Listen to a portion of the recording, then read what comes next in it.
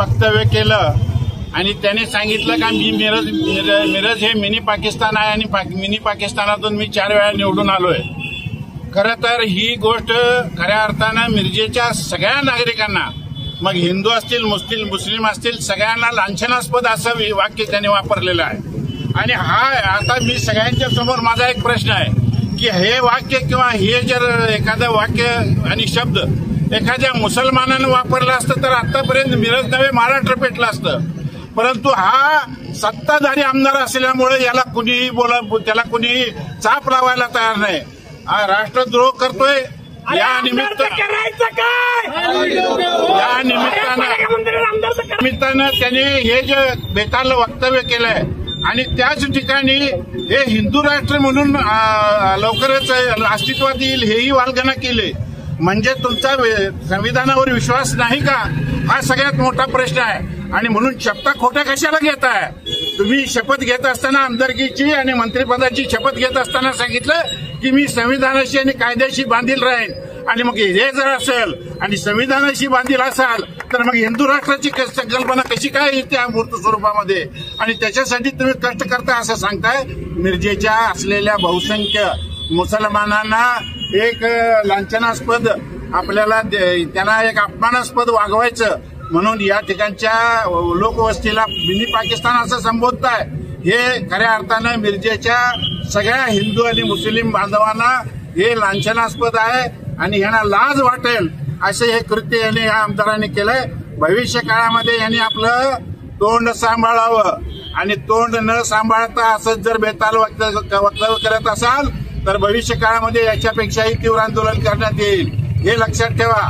हिंदू राष्ट्राची संकल्पना मिरजेसारख्या धर्मनिरपेक्ष मतदारसंघामध्ये वाल्गना करताय हे चांगलं नाही। भविष्य काळामध्ये तुम्हाला आणि यांना माहित आहे 4 वेळा निवडून आलेत आणि पुढच्या वेळेला हे मतदारसंघ ओपन होणार आहे।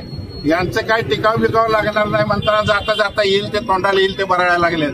पुढच्या वेळेला तुमचा नंबर नाही, पुढच्या वेळेला मतदारसंघ ओपन होणार आहे। ओपन झाल्यावर तुम्हाला कुत्रे बी विचारणार नाही, आजच सांगायला लागलो। धन्यवाद। जे सुरेश खाडे यांनी मिनी पाकिस्तान म्हणून जे उल्लेख केलाय त्याविषयीचा मी सर्वप्रथम निषेध करतो। आणि सुरेश खाडेने जे वक्तव्य केलेलं आहे, मला मिरजकर जनतेला प्रश्न विचारला, गेले 20 वर्ष त्यांना आपण मिरज शहरातून निवडून देतोय। ज्या लोकांनी मिरज शहरामध्ये राहतात, हिंदू मुस्लिम सर्व जाती धर्माचाही अपमान आहे। त्या ज्या लोकांनी त्याला मतदान केलंय त्यांचाही यावेळी अपमान आहे। त्यांनी सांगायचा उद्देश एकच आहे की ह्या वेळेला मिरजेमध्ये ह्या विधानसभेमध्ये त्याने अनेक गोष्टीचा वापर केला, पैशाचा वापर केला, अनेक गोष्टीचा वापर केल्यानंतर सुद्धा मिरज शहरामध्ये त्यांना मिरजेतून मतदान देखील मिळालेलं नाही। म्हणून हा म्हातारा डोक्यावर पडलं गेलंय। एवढं होऊन सुद्धा फडणवीस साहेबांनी त्याला मंत्रिमंडळात घेतलेलं नाही। म्हणून हा म्हातारा डोक्यावर पडणं वाटेल ते बोलायला लागलंय। कारण आता आहे नायकवाड सांगितल्याप्रमाणे गेले 20 वर्ष जनतेने त्याला अंगावर घेतलं, निवडून दिलं। कारण हा मिरजेचा रहिवासी नाही आहे, हा मिरजेहून बाहेर होऊन राहिलेला आहे। मला पोलीस डिपार्टमेंटला खात्याला सांगायचं आहे की ह्याचा पासपोर्ट आधी तपासा, हे मिरजेचा आहे का पाकिस्तानमध्ये आलेला आहे?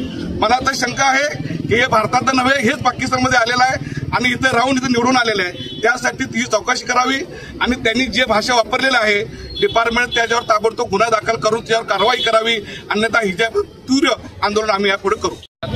आपल्या मिरज विधानसभा मतदारसंघाचे आमदार आणि माजी पालकमंत्री कामगार मंत्री सुरेशभाऊ खाडे यांनी काल एका कार्यक्रमामध्ये मिरज आणि हे मिनी पाकिस्तान असं संबोधलं आणि सांगितलं की मी 4 वेळा मिनी पाकिस्तानमधून निवडून येतोय।